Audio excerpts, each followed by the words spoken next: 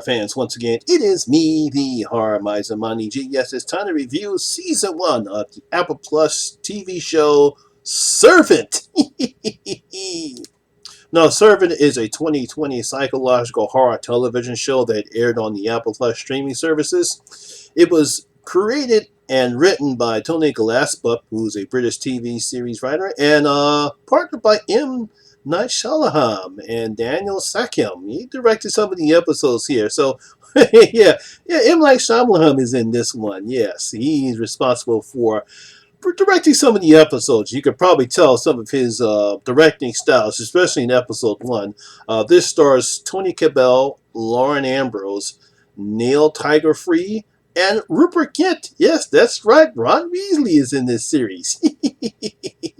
Now, I actually find this fascinating because there's a whole bunch of shows that are airing on Apple Plus streaming services, and this caught my attention, and here's what I have to say about the first season of Servant. Now, the premise of this particular series is 6 weeks after the death of their 13-week-old son, a Philadelphia couple hire a young nanny, Leanne, to move in and take care of a reborn baby. Yes, it's a doll named Jericho. However, strange events take place that will change the life of everyone involving baby Jericho. Yeah, a lot of crazy shit happens throughout the first season of Servant. Now, like I said before, this was created by the Apple Plus streaming services by British TV writer Tony Gillespie. Now, he wrote Inside Man and What Remains, and he partners with M Night Shyamalan to give the audience a very creepy, strange, isolating, and fascinating story. Now, taking place in Center City, Philadelphia, the first episode gives us the premise of the story and they introduce us to the Turners. This is Sean and Dorothy. Now, Dorothy is a TV reporter, I believe, for a Philadelphia television series. Now, more than likely, based upon what I saw throughout the series, it's CBS 3, but for some reason, they probably couldn't get the rights to use it, so it's a different channel, and her husband, Sean, is a consulting chef. Now, we find out that their 13-week-old baby, a boy named Jericho, died of crib death, and Dorothy had a psychotic breakdown. Now, her therapist recommended a reborn doll. Yes, it's a plastic doll as a coping mechanism to help her deal with the chaotic events that happened that caused baby Jericho to die. I guess some therapists recommend this so that the person copes with the fact that their child has died, and that's why they give them a reborn doll. However, Dorothy believes that Jericho is real enough that she actually hires a nanny named Leon, who's a quiet church girl from Wisconsin, to be Jericho's nanny. However, also, much to Sean's dismay, because he decides to go along with it, he tells Leanne that the baby's not real, and we'll pay her whatever type of money that you can, but the baby's not real. You can do what you want. But Leanne thinks Jericho is real too. Now, the twist, and this is typical of M Night Shyamalan, when the first episode ends and Sean goes in to check Jericho's crib, and he sees a live baby in the bassinet. Jericho is alive. He's real. What the hell's going on here? Now, I'm not giving away any spoilers. If you saw some of the trailers that aired, I would say sometime in late November, they actually showed the fact that the baby wasn't real, and the fact that next thing you know, we find out that Jericho is alive. So I'm not giving you any spoilers here. The next few episodes show Sean and Julian, which is Dorothy's brother, that's Rupert Gint's character here, trying to figure out who Jericho really is and look into Leanne's past. They think that Leanne stole the baby, and Sean goes to the cops, but they really can't prove anything like that. And while Julian, he hires a PI, and they go looking to where Leanne grew up in Wisconsin. Sean also has his own problems. Throughout the episodes, we find out he's having splinters up his butt, in his mouth, and he loses his taste, where he can't taste any of his food. And also, Dorothy is having flashes of Canatana. Every time she's around something or some type of trigger happens, she sits in a blank state. And it's possible that she actually might remember that Jericho died, but she goes back, she comes out of these states of catatonia, and also goes right back to believing that the reborn doll, Jericho, is still real. Later on throughout the first season, we get more weirdness when a stranger appears at a Turner's home, and he claims to be Leanne's Uncle George. He's a weird one too. He said he's here to take her away. He says he's there to take her back with him and her Aunt May, saying that she belongs to them. She's their servant. Leanne says she's staying with the Turners because they've been very kind for her and she won't leave Jericho. It's a nice episode. He spends the night and more weird shit happens throughout that episode. Eventually Uncle George leaves without Leanne, but I'm pretty sure we get the feeling we haven't seen the last of him.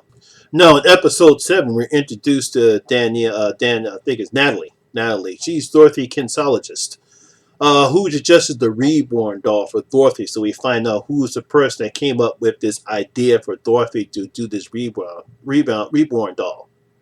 Now, of course, she freaks out about Leanne, who's there, and she starts blaming Sean and Julian, saying that this is no good for Dorothy. We're never going to get her out of this state. And also freaks out even more when she finds out that Jericho is alive. He's real. While in Jericho's room, also throughout the end of the show, she's attacked by a wolfhound that Sean kills downstairs. However, after reading the Bible, we see that the dog is alive in Leanne's room and runs out to the house. Oh boy, more witness coming from Leanne. There's also a scene in the next episode where Sean is cooking crickets. Yeah, I'll talk about that later. And one of the crickets is dead. While she's reading her Bible and flogging herself, the cricket comes back to life. Yeah, there's some weird supernatural shit going around with Leanne. Now, in the pre-ultimate episode, we learned what really happened to Jericho, and it might trigger some people regarding Dorothy's character. I'm pretty sure if you saw this episode, I'm pretty sure you definitely do not like Dorothy at all. And it also definitely changes how Leanne feels about Dorothy when Sean tells her the truth about what happened to Jericho. She starts to resent Dorothy a little bit. Now, in the season finale, Uncle George does return along with Aunt May. I'm not talking about Aunt May from Spider-Man. This is a different Aunt May. We learn more about Leanne's past and where Uncle George and Aunt May are really from. Yes, they're more likely from a cult, as my suspicions were correct. Now, after a nice fake-out, typical of Shyamalan, he does love these little fake-out scenes. Leanne makes her decision and she decides to leave the Turners. And Dorothy, who remembers where she's seen Aunt May from before, seems to also remember what happened to real Jericho as, we're back with the reborn doll again. So that's basically just more of a comprehensive or condensed events that took place throughout season 1. We find out that, that Dorothy believes that Jericho is real. Even though it's just a reborn doll, the doll comes back to life. It's a real baby. Sean and Julian are freaking out because they don't know what's going on, so they decide to take a look back at Leanne's past. It's possible Leanne might have some supernatural power throughout the show, but, that's one of the things that I enjoyed about the series is the fact that does Leanne actually have some type of supernatural powers or not? That's one of the things that we learned. But, but that's basically what the show is throughout the first season. That's what we cover. There's some stuff that we still need answers to. Now, since most of the season takes place in the house, this was filmed in Philadelphia right up on 21st and Spruce Streets. That's some of the exterior shots. The actual house that they're in, it was filmed elsewhere in the Philadelphia area. But the filmmakers do their best to make this house look creepy looking, playful, isolated, and dark. Isolated because it's all focused in this house, but it's so isolated and everything is dark. All the rooms, even Jericho's rooms, are dim lit with tan colors. You get this little tan flickering light everywhere. Even during the cheerful scenes, the house looks like that there's something weird going on. You're just waiting for something weird to happen, or even perhaps something supernatural. We see some evidence of that in episode 8 when Julian freaks out when Jericho reverts back to the reborn doll. And then we had I think this when they finally admit to Leanne what actually happened to the real Jericho. Now, Everyone is good in the series here. Lauren Ambrose from 6 Feet Under. She's good as the unnerved Dorothy. She gives Dorothy what we call an all is okay vibe. Even though there's something wrong, she's cheerful, she's playful, she's smiling all the time.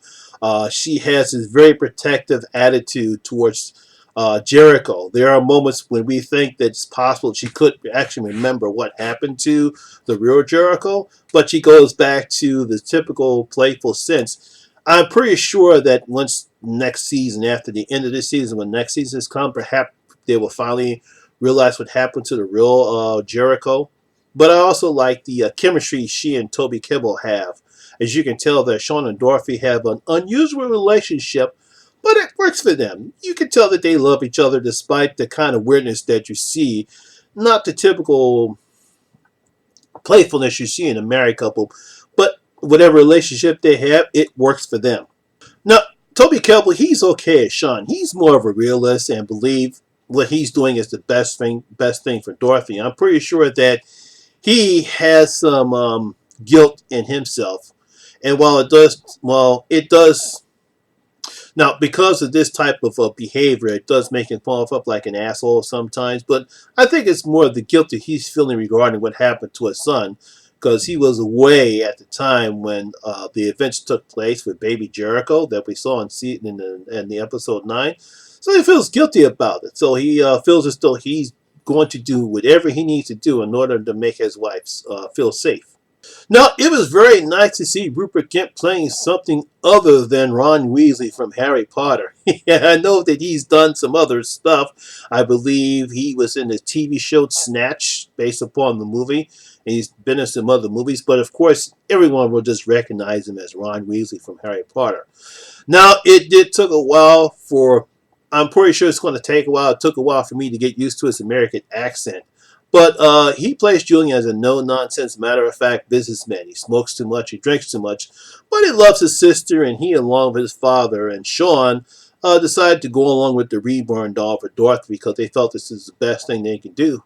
And I thought he actually did a pretty good job. Like I said, you can tell that he's got some angst in him. He's angry, he's bitter, he's sad, but that's just who Julian is. And I thought Rupert did a great job in portraying him. And like I said, did a pretty good job in it. And like I said, once you get used to his American accent, he's displaying the typical no-nonsense guy who drinks and smokes too much.